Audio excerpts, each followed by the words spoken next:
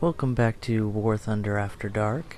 I got a couple of matches in the Chinu 2 earlier today and just got around to editing this video tonight.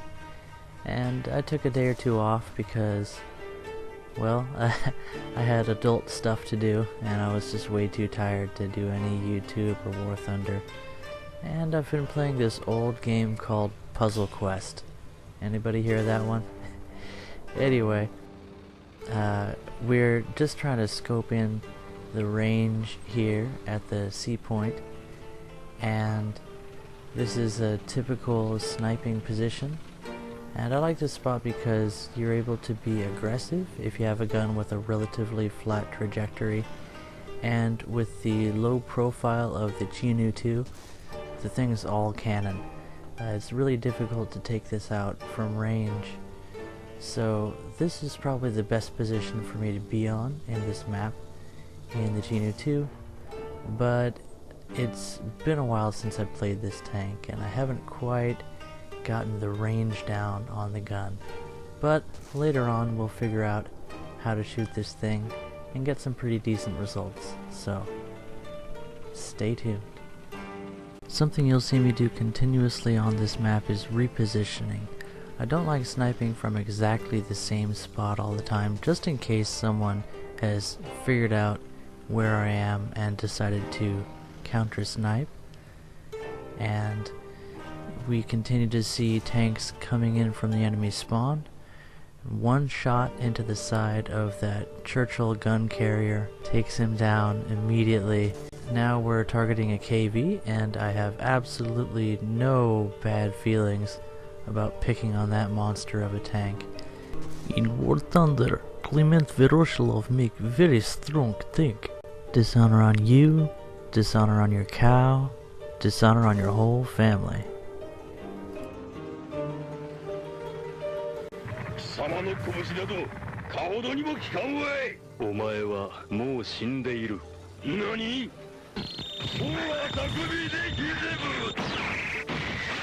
Well, I said the KV was strong, but I never said anything about how good its gun was.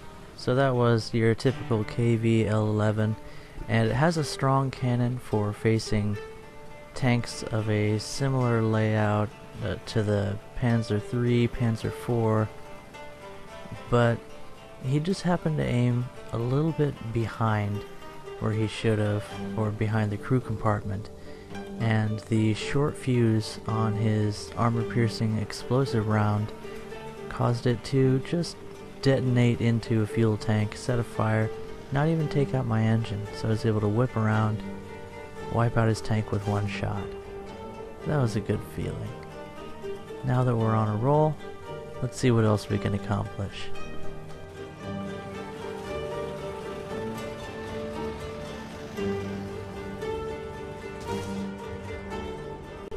Nowhere to run, Crusader AA. You think he was that poor guy that I killed in the Churchill gun carrier? I didn't check his name, but I sincerely apologize if that's the same guy. I'm not trying to pick on anybody here, but you know, driving through that open field when you haven't secured the flank, not a good idea. Is there an alternative to cutting through that open kill zone?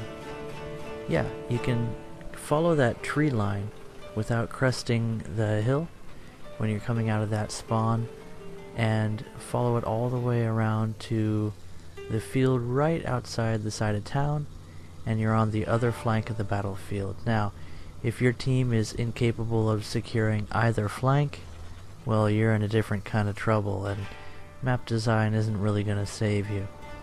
Is this the best designed map? Probably not, but it's one that I'm familiar with, and it does offer an opportunity for short-range engagements in the town or long-range sniping. There's two very well-defined flanks to the map, each one having different aspects one to another, and there's really a wide variety of play you can accomplish on this map. It really is suitable for, I would say, every type of tank in the game, so maybe it is a good map, or maybe I've just been abused by this location so much that I'm suffering from Stockholm Syndrome. I can't very well be the judge of that. You'll have to decide for yourself. And you'll notice that even though I'm engaging at relatively long ranges with this tank, giving it a pretty good advantage for its layout. Again, this is a fantastic tank for long range engagements because of its slim profile and powerful gun. Even though I was playing that way, the match is starting to draw to, well, the end game. It's clear that my team is dominating now, so I'm giving myself permission to play aggressively, and I don't want to just continue to sit and camp in one spot. Not only does that rarely net me good results, but it's also kind of boring, and since I'm not worried about repair costs and I'm not really grinding for anything, I'm just out here to have fun, it makes it a lot easier for me to go do stupid things, like driving straight toward the enemy spawn and seeing what I can shake out of the bushes. Speaking of which, Sherman 105, that used to be a fantastic tank. Since the high explosive nerf and, well, whatever is going on with heat rounds, it's not so good. So since it has to rely on explosive or chemical energy rounds, it's not quite so reliable. And speaking of ineffectiveness, you might want to take a look at my ammo count now. Because I missed so many shots earlier, I'm running really low on anti-tank rounds. But, you know, I've already managed to get some kills. I definitely don't need to try very hard here to ensure my team achieves victory, so we're just out here to have fun. Maybe we can even get a kill with our last round. We'll find out. Alright, what are we going to talk about while I'm looking around for the last enemy that I can find? And this is a replay, so I'll let you know that there are a couple of KV-1s off to my left, or there were. They probably got taken out by now. And I never noticed them, so those would have been a profitable target for me to engage, but now I'm getting dangerously close to the enemy spawn. Again, we're being aggressive here. What else can we talk about? How about the armor on this tank? Surprisingly, it's just at that level where, if you're lucky and you're angled right, you can bounce a shot from a Sherman. We put one into him, but he still had spawn protection. That was our last round. Too bad. So sad. Abandon the vehicle, fellas. We live to fight. Oh wait, no, we're Japanese. Never mind. Everybody relax. It's time to die honorably for the Emperor. I'll be back. Well, that's it for the Chinu 2 in this match. We got an ace, and like a good Japanese ace, we did not survive the war. Now we're going to try something a little different. On this ruins map, there's not really any chance for long-range sniping, so we're going to engage at, I guess, what I would call medium range. We don't need to get into, knife fighting distance with the enemy in general, and we'd really rather not to, because the turret traverse on this tank is not fantastic, and it's actually able to fire on the move fairly well because it's a long tank, and so the suspension can absorb some of that rocking from moving back and forth. We're capturing the cap here really quickly, and something I had in both of these matches was really courteous players that I was playing with, and that really goes a long way. It's nice to get out of arcade where everybody just slams into you and starts pushing your tank along the battlefield because you happened to be, audacious enough to try and drive in the general area of their tank. Realistic? I don't know if it's just this couple of battles, but it seems that there's a little bit more maturity in the game, and now we're getting into the thick of the action. Our strategy here is to expose ourselves just long enough to cripple an enemy tank and then get back into cover, because this is a multiple tank engagement and my friends are already stuck in here. I'm going to try and be aggressive but not foolhardy, and we'll use the Chi-2's good reverse rate. We bounced a shot there from a Sherman, so hooray. Another shot comes in but misses us. We've already fired, but it's difficult to track targets, and a lucky shot through the artillery fire takes out a Sherman 105. Sorry, bud. You just didn't have what it takes this match. And what it took was better luck. Better luck next time, pal. I know that feeling. So we're continuing to be aggressive, but again, not foolhardy. We're checking with our binoculars for when the enemy tank is fired and taking that opportunity to pop out. And we put one through the upper front plate of that M4, taking out everything inside his tank with the first shot. And now this SU, what is that, SU-75 or something? It's one of those oddball Russian tank destroyers. In fact, I think that's even the, is that the premium, the rare tank that they were giving out? Wasn't that cool?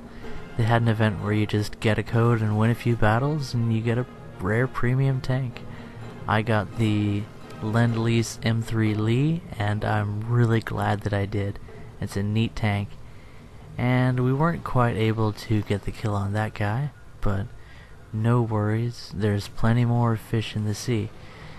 And I like pushing up through this area because once you've secured the initial push, generally the other members of the enemy team have moved down the flank, so you have an opportunity to close in the cap point, clear that out, and then back attack the flankers if that flank hasn't shifted by then. Now generally you want to check this corner really quickly because there we go, a KV had just met his end at that location.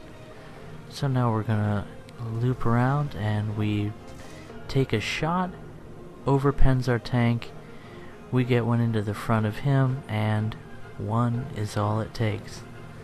So again, this tank has surprisingly good survivability. Up to this point, Japanese tanks are not known for their ability to take a hit, but the Chi-2 is exceptional in just enough instances to possibly justify its description as a medium tank, but you know, it still seems a little bit small to me. After we capped that point, we started flanking around, and I've started adopting this strategy of not going in the same place as the rest of my team, to sort of spread out. We get a shot on that Sherman Firefly, poor guy. That tank just has odd handling characteristics, and he couldn't quite get the gun on target in time.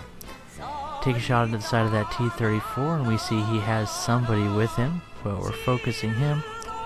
First shot did some good damage to the inside of his tank, and it wouldn't be a T-34 if the fuel tank didn't act as additional armor, helping his crew survive that first hit. Second one goes in, takes him out. Nothing left for me to fight there. Another base cap. Match is going well for us. I'm getting lots of points. I'll get a good amount of RP and lines from this match, even though I don't really care about that. Again, I was just out here to have fun. And to be honest, I also had a mission to win battles, and I tried taking out the IS-6 just to see how it is faring after its up tier to 7.3, and I got in a 7.7 match and got taken out by an E100, and I thought, you know what, maybe let's play low tier stuff for a while. So here we are taking on one of those what do they call, Amazon drop boxes with a cannon on it that Russia came up with. And interesting design, an actual paradrop tank that you actually can drop from an airplane. Americans tried but never really made anything that worked. We come around the corner, he donks his shot, and that gives us the opportunity to take him down. I knew he would be waiting around that corner for me, and he just hadn't finished positioning, and because of the wobble of that cannon barrel, he wasn't able to hit us. We come around looking for more kills, and we're always just a little bit too late to the party. That is the Finnish captured KV-1B.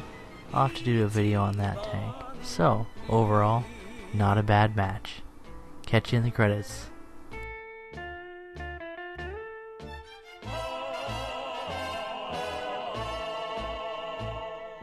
貴様と俺とは同期の桜同じ国体の庭に咲く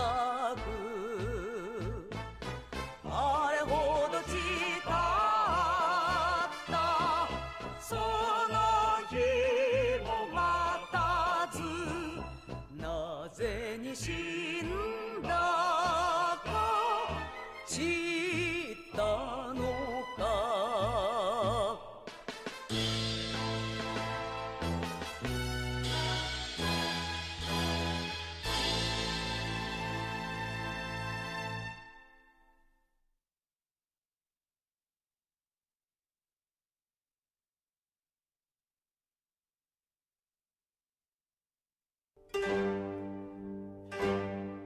Well, thanks for coming into my living room and watching a little bit of War Thunder gameplay with me. I was quiet again tonight because the girls were sleeping in the living room with me again.